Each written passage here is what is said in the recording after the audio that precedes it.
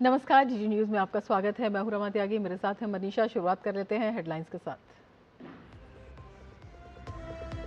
भारत के 3 दिन आधिकारिक दौरे पर जापान की प्रधानमंत्री सनाए ताकाइची। कई अहम समझौतों पर हुए हस्ताक्षर। पीएम मोदी ने कहा, भारत जापान की मजबूत है साझेदारी।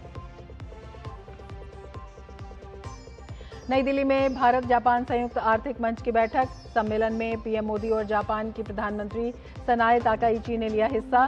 संयुक्त आर्थिक मंच की बैठक में दोनों देशों के दिग्गज बिजनेस लीडर्स हुए शामिल।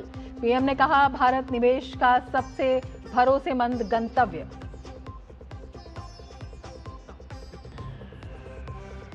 बेंगलुरु घटना पर राष्ट्रपति और पीएम ऑफिस ने जताया गहरा दुख। पत्थर की खदान में हुए हादसे में अब तक 7 मजदूरों की मौत, कई घायल। रेस्क्यू ऑपरेशन जारी।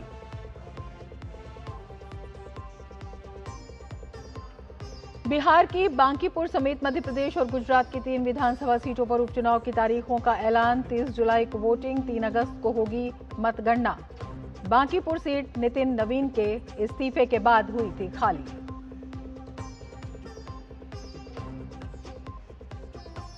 और चढ़ावा चोरी केस में एसआईटी की जांच जारी। बढ़ सकती है चंपत राय, गोपाल राव और अनिल मिश्रा की मुश्किलें। फैजाबाद बार एसोसिएशन के वकीलों ने एफआईआर दर्ज कराने के लिए दी तहरीर।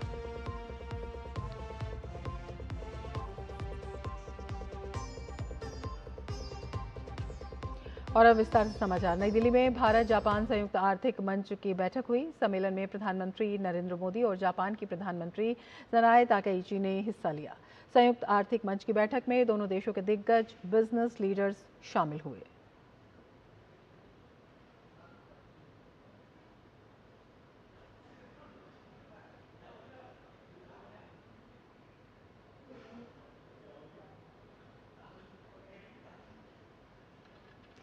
भारत जापान 16वीं वार्षिक बैठक में दोनों देशों के बीच फार्मा, बैटरीज, खनिज अन्वेषण, बायोगैस के विस्तार सहित एआई के क्षेत्र में सहयोग करने पर सहमति बनी।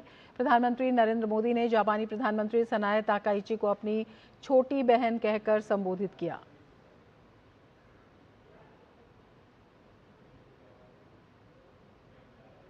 प्रधानमंत्री नरेंद्र मोदी ने जापान के साथ 16वीं वार्षिक बैठक के बाद संयुक्त वक्तव्य के दौरान कहा कि वैश्विक हित के लिए इंडो पैसिफिक की सुरक्षा और स्वतंत्र नौवहन सुनिश्चित होना चाहिए।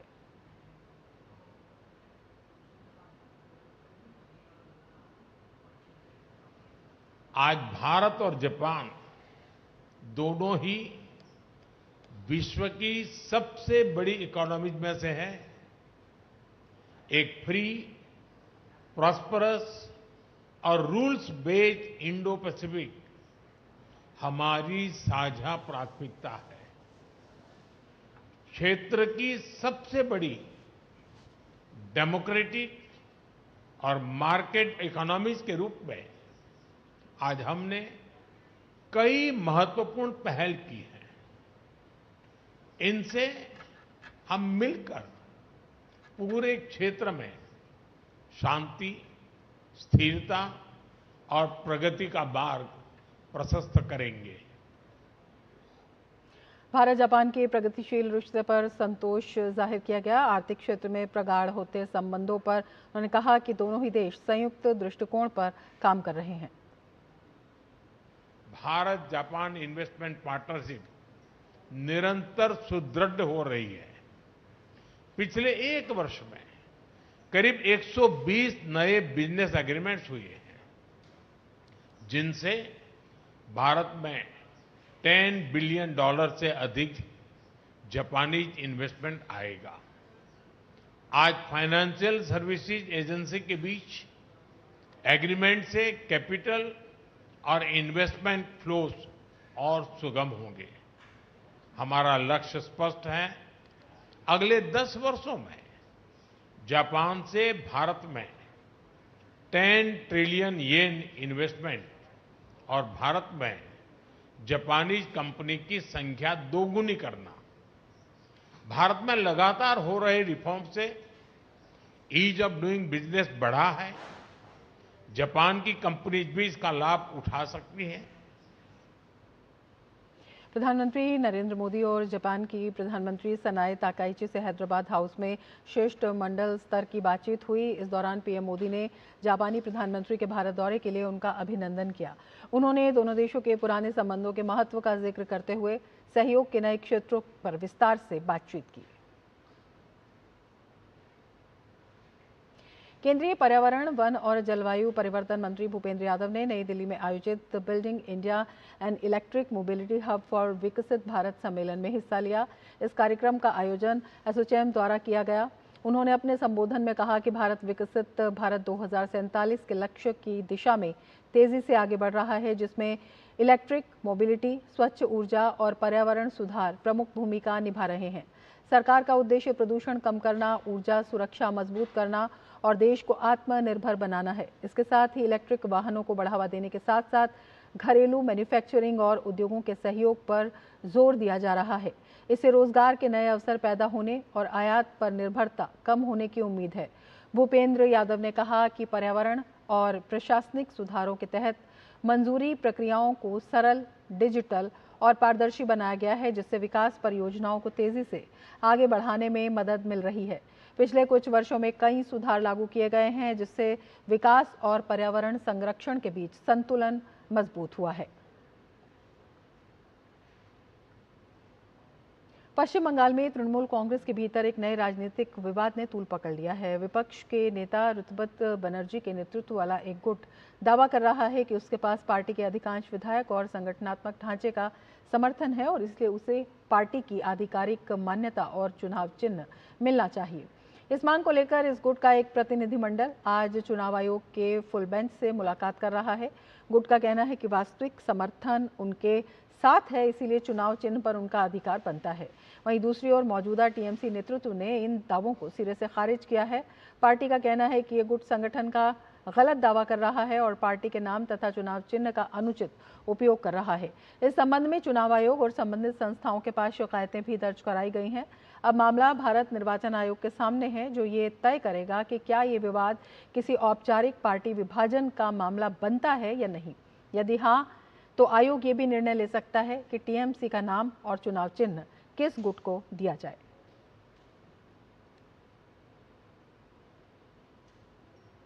22 तारीख जून महीने में कलकत्ता में जो हमारा डेलीगेट सेशन हुआ, उस डेलीगेट सेशन से All India Trinamool Congress committee, national working committee चुने गए और Arup Roy, veteran politician, multiple times MLA and former minister, cabinet minister, उनको पार्टी का चेयरपर्सन चुना गया।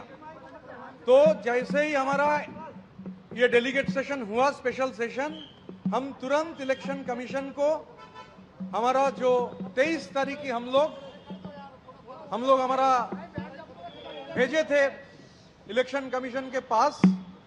हम लोग 23 तारीख की हमारा जो बात है वो जमा किए थे और इलेक्शन कमीशन से गुजारिश किए थे कि हम लोग जितना डेलीगेशन वो लोग अलाउ करेंगे, 5 होगा 5 से ज्यादा होगा उससे ज्यादा, हम लोग आएंगे और फिजिकली फुल बेंच को मीट करना चाहते हैं। हम लोग इलेक्शन कमीशन को धन्यवाद देंगे कि आज इलेक्शन कमीशन का फुल बेंच उन लोगों से हम लोगों का मिलने का मौका मिला। बिहार के बांकीपुर, मध्य प्रदेश के दतिया और गुजरात के मंझलपुर विधानसभा के लिए उपचुनाव की तारीखों का ऐलान हो चुका है। इसी महीने 30 जुलाई को तीनों सीटों पर मतदान होगा और 3 अगस्त को चुनाव के नतीजे आ जाएंगे। आपको बता दें कि बिहार के बांकीपुर की सीट बीजेपी के राष्ट्रीय अध्यक्ष नितिन नवीन की सीट थी। राज्यसभा के लिए चुने जाने के बाद नितिन नवीन ने इस्तीफा दिया था, जिसके बाद बांकीपुर सीट खाली हुई थी। उपचुनाव के ऐलान के बाद मध्य प्रदेश की राजनीति में एक बार फिर दतिया विधानसभा सीट चर्चे के केंद्र में है। कांग्रेस विधायक राजेंद्र भारती की सदस्यता समाप्त होने के बाद इस सीट पर उपचुनाव की घोषणा हो चुकी है और इसके साथ ही प्रदेश के सबसे हाई प्रोफाइल चुनावी लड़ाइयों में से एक का मंच तैयार हो गया है। दतिया वही सीट है जहां 2023 के विधानसभा चुनाव में कांग्रेस के राजेंद्र भारती ने तत्कालीन गृह मंत्री नरोत्तम मिश्रा को करीब 7,700 वोटों से हराकर बड़ा राजनीतिक उलटफेर किया था। इससे पहले नरोत्तम मिश्रा लगातार 3 बार इस सीट का प्रतिनिधित्व कर चुके थे और दतिया को उनका मजबूत गढ़ माना जाता था। अब उपचुनाव के ऐलान के साथ ही सबसे बड़ा सवाल भारतीय जनता पार्टी के उम्मीदवार को लेकर है। ऐसे में दतिया का ये उपचुनाव केवल एक विधानसभा सीट का चुनाव नहीं, बल्कि प्रदेश की राजनीति में ताकत, प्रतिष्ठा और जनाधार की नई परीक्षा भी माना जा रहा है।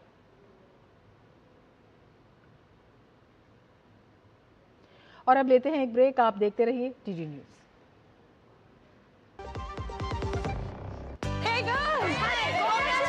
आज तो पार्टी चाहिए। चैंपियन के साथ सेल्फी लेंगे। आइडिया, यही करते हैं पार्टी। Pizza party. ये चल अपना कार्ड और पिन दे। मेरे कार्ड की डिटेल्स मैं खुद ही डालूंगी। RBI कहता है अपना पिन, OTP, CVV या इंटरनेट बैंकिंग पासवर्ड किसी के साथ शेयर ना करें। ऑनलाइन बैंकिंग सिर्फ अपने कंप्यूटर, मोबाइल और सिक्योर नेटवर्क से करें। बाय गर्ल्स, कहाँ जा रही है? सुना नहीं? No sharing. RBI कहता है जानकार बनिए, सतर्क रहिए। जब धरती चीर कर निकलता है लोहे का पत्थर और मिलता है मोंगिया के जोश से, फिर तपता है, पिघलता है और बनता है फौलाद। अब होता है सरिया सारी खूबियों के साथ। मोंगिया स्टील, मजबूत देश का मजबूत सरिया। भारत ने अंतरिक्ष और नेविगेशन के क्षेत्र में एक और बड़ी छलांग लगाई है। देश के हवाई नेविगेशन तकनीक में एक नया अध्याय जुड़ गया है। इसरो और भारतीय विमानपत्तन प्राधिकरण द्वारा संयुक्त रूप से विकसित गगन यानी GPS added geo augmented navigation अब भारतीय आसमान को पहले से कहीं अधिक सुरक्षित और सटीक बना रहा है। जहां पहले विमानों को नेविगेशन के लिए पूरी तरह से विदेशी GPS और मौसम पर निर्भर रहना पड़ता था, वहीं गगन सिस्टम GPS सिग्नल्स की त्रुटियों को रियल टाइम में सुधार कर पायलटों को बेहद सटीक जानकारी देता है। इसकी शुरुआत के बाद ये सिस्टम भारत को अमेरिका, यूरोप और जापान जैसे चुनिंदा देशों की कतार में खड़ा करता है। इसका सबसे हालिया और बड़ा प्रमाण जून 2026 में मिला, जब DGCA ने कमर्शियल जेट विमान की भारत की पहली सैटेलाइट आधारित लैंडिंग सफलतापूर्वक पूरी की। खास बात यह है कि गगन दुनिया का पहला ऐसा सिस्टम है जिसने भूमध्य रेखीय क्षेत्र के लिए प्रमाणित इसे किया गया है। भारत के अपने नेविगेशन सिस्टम नाविक के साथ मिलकर काम करने वाला गगन केवल विमानन तक सीमित नहीं है। ये समुद्री रास्तों, रेलवे की सुरक्षा, सड़क परिवहन, टेलीकॉम और प्राकृतिक आपदाओं के समय राहत कार्यों में भी एक गेम चेंजर साबित हो रहा है। गगन सही मायनों में भारत के आत्मनिर्भर भारत विजन को तकनीकी मजबूती दे रहा है, जिससे हमारी विदेशी निर्भरता कम हो रही है और सुरक्षा बढ़ रही है। राम जन्मभूमि चढ़ावा और ट्रस्ट से जुड़ी कथित अनियमितताओं के मामले में अयोध्या अधिवक्ता संघ ने बड़ा कदम उठाने का ऐलान किया है। अधिवक्ता संघ ने थाना राम जन्मभूमि में तहरीर देकर ट्रस्ट के कुछ पदाधिकारियों के खिलाफ FIR दर्ज कराने की मांग की है। अधिवक्ता संघ के अनुसार तहरीर में ट्रस्ट के महासचिव चंपत राय, ट्रस्टी अनिल मिश्रा समेत कुछ अन्य लोगों के नाम शामिल किए जा सकते हैं। हालांकि दस्तावेजों के आधार पर नामों में बदलाव की भी संभावना जताई गई है। बार एसोसिएशन का दावा है कि राम मंदिर आंदोलन से उसका वर्षों पुराना जुड़ाव रहा है और जनहित में सामने आए तथ्यों को कानून के दायरे में लाना उसका दायित्व है। संघ का आरोप है कि दान, आभूषणों और अन्य संपत्तियों के प्रबंधन में कथित अनियमितताओं की आशंका है। इस संबंध में कई दस्तावेजों का अध्ययन किया जा रहा है। अधिवक्ता संघ ने पूरे मामले की निष्पक्ष जांच CBI से कराने की और यदि आरोप सही पाए गए तो दोषियों के खिलाफ सख्त कानूनी कार्रवाई की मांग करने की बात कही है। पश्चिम बंगाल विधानसभा के नवनिर्वाचित विधायकों के लिए 3 जुलाई से कोलकाता में 2 दिवसीय ओरिएंटेशन कार्यक्रम की शुरुआत होने जा रही है। लोकसभा सचिवालय और पश्चिम बंगाल विधानसभा के संयुक्त तत्वावधान में आयोजित इस अहम शिविर का उद्घाटन लोकसभा अध्यक्ष ओम बिरला करेंगे। इस अवसर पर राज्य के मुख्यमंत्री शुभेंदु अधिकारी, केंद्रीय मंत्री किरण रिजिजू, राज्यसभा के उपसभापति हरिवंश और विधानसभा में नेता प्रतिपक्ष ऋतुव्रत बनर्जी भी विशेष रूप से मौजूद रहेंगे। इस 2 दिवसीय कार्यक्रम में कई तकनीकी सत्र आयोजित किए जाएंगे, जिनमें नए विधायकों को विधानसभा की कार्यप्रणाली, संसदीय परंपराओं और विधायी प्रक्रियाओं की बारीकियों से अवगत कराया जाएगा। 4 जुलाई को पश्चिम बंगाल के राज्यपाल के समापन भाषण के साथ इस प्रशिक्षण शिविर का विधिवत समापन होगा। वेनेजुएला में आए विनाशकारी भूकंप के बाद भारत का मानवीय सहायता अभियान ऑपरेशन अमिस्ताद लगातार जारी है। इस मिशन के तहत भारतीय सेना ने फील्ड हॉस्पिटल स्थापित किया है, जहां भूकंप प्रभावित और घायल लोगों को 24 घंटे चिकित्सा सुविधा और उपचार उपलब्ध कराया जा रहा है। अभियान को और सशक्त बनाने के लिए काउंसिलर मैत्रेय कुलकर्णी को भी वेनेजुएला भेजा गया है। भारत की त्वरित राहत एवं बचाव पहल की वेनेजुएला में व्यापक सराहना हो रही है और स्थानीय लोग भारत के प्रति आभार जता रहे हैं। ऑपरेशन अमिस्ताद वेनेजुएला के लोगों के प्रति भारत की एकजुटता और मानवीय सहयोग का प्रतीक है। बेंगलुरु के दक्षिण तालुक स्थित मड्डपट्टना इलाके में पत्थर की खदान में बड़ा हादसा हो गया। खदान में काम के दौरान करीब 40 फीट ऊंचाई से विशाल चट्टान गिरने से बिहार के 7 मजदूरों की मौके पर ही मौत हो गई, जबकि कई अन्य श्रमिक घायल हो गए। हादसे के समय खदान में करीब 18 मजदूर काम कर रहे थे। सूचना मिलते ही पुलिस और बचाव दल मौके पर पहुंचे और राहत अभियान शुरू किया गया। घायलों को निजी अस्पताल में भर्ती कराया गया है। पुलिस ने मृतकों के परिजनों को सूचना देने की प्रक्रिया शुरू कर दी है। हादसे के कारणों और सुरक्षा मानकों में किसी तरह की लापरवाही की जांच की जा रही है। बिहार में पटना मेट्रो का विस्तार लगातार जारी है। इसी क्रम में बिहार के मुख्यमंत्री सम्राट चौधरी ने 2 नए मेट्रो स्टेशन मलाही पकड़ी और खेमनीचक का उद्घाटन किया। इसके बाद सीएम सम्राट चौधरी ने दोनों डिप्टी सीएम के साथ मेट्रो में सफर किया। इस दौरान उन्होंने मलाही पकड़ी से भूतनाथ तक 3 किलोमीटर का सफर महज 5 मिनट में तय किया। अब आईएसबीटी से मलाही पकड़ी तक 6.2 किलोमीटर की दूरी करीब 15 मिनट में पूरी होगी। इस रूट का किराया 30 रुपये होगा। फिलहाल खेमनीचक स्टेशन पर यात्रियों के लिए ठहराव शुरू नहीं हुआ है, जिसे अगले 2 महीने में चालू किए जाने की संभावना है। पटना में 31.9 किलोमीटर लंबी मेट्रो परियोजना पर 13,365 करोड़ रुपए की लागत से काम जारी है। भारतीय मौसम विभाग ने मुंबई में अगले 3 से 4 दिनों तक भारी बारिश होने का अनुमान लगाया है। मौसम विभाग ने मुंबई और रायगढ़, पालघर और ठाणे समेत आसपास के जिलों की रेड अलर्ट इनके लिए जारी किया है। विभाग के अनुसार मुंबई के पश्चिमी हिस्से में समुद्र के ऊपर सक्रिय अत्यधिक तीव्र बारिश पट्टी के कारण अगले कुछ घंटों में शहर के कई इलाकों में मूसलाधार बारिश की संभावना बनी हुई है। मौसम विभाग के अनुसार सांताक्रूज, अंधेरी, खार, बांद्रा, पवई और कुर्ला में सबसे अधिक बारिश का असर देखने को मिल सकता है। इन इलाकों में 50 से 60 मिलीमीटर प्रति घंटे की रफ्तार से भारी बारिश होने का अनुमान है। रिपोर्ट के अनुसार बीते 24 घंटों में मुंबई के कई इलाकों में 200 मिलीमीटर से अधिक बारिश दर्ज की गई है। शहर में लगातार बारिश के बाद कई जगह जलभराव की स्थिति बनी हुई है।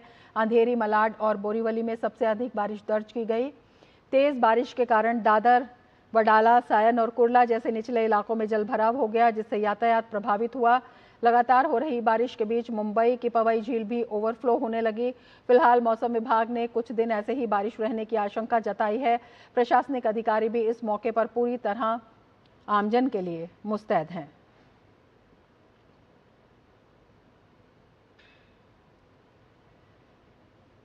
असम में बाढ़ का कहर लगातार जारी है, जिससे कई जिलों में हालात बेहद गंभीर बने हुए हैं। तेज बारिश और नदियों का जलस्तर बढ़ने के कारण जनजीवन बुरी तरह प्रभावित है, जबकि राहत और बचाव कार्य युद्ध स्तर पर जारी हैं। मुख्यमंत्री हिमंत बिस्वा शर्मा ने राहत और बचाव कार्यों को तेज करने के लिए सभी संबंधित विभागों को तत्काल निर्देश दिए हैं। उन्होंने ये भी घोषणा की है कि पूरी तरह क्षतिग्रस्त मकानों के लिए प्रत्येक प्रभावित परिवार को 1.20 लाख रुपए की सहायता राशि दी जाएगी। इस बीच उन्होंने प्रधानमंत्री नरेंद्र मोदी का आभार व्यक्त करते हुए कहा है कि कठिन समय में केंद्र सरकार लगातार असम के साथ खड़ी है। केंद्रीय कृषि एवं किसान कल्याण मंत्री शिवराज सिंह चौहान, केंद्रीय संसदीय कार्य एवं अल्पसंख्यक कार्य मंत्री किरेन रिजिजू और राज्य के वरिष्ठ अधिकारियों ने बाढ़ प्रभावित धेमाजी जिले का दौरा किया। इस दौरान उन्होंने हालात का जायजा लिया, राहत एवं बचाव कार्यों की समीक्षा की और प्रभावित परिवारों से मुलाकात की।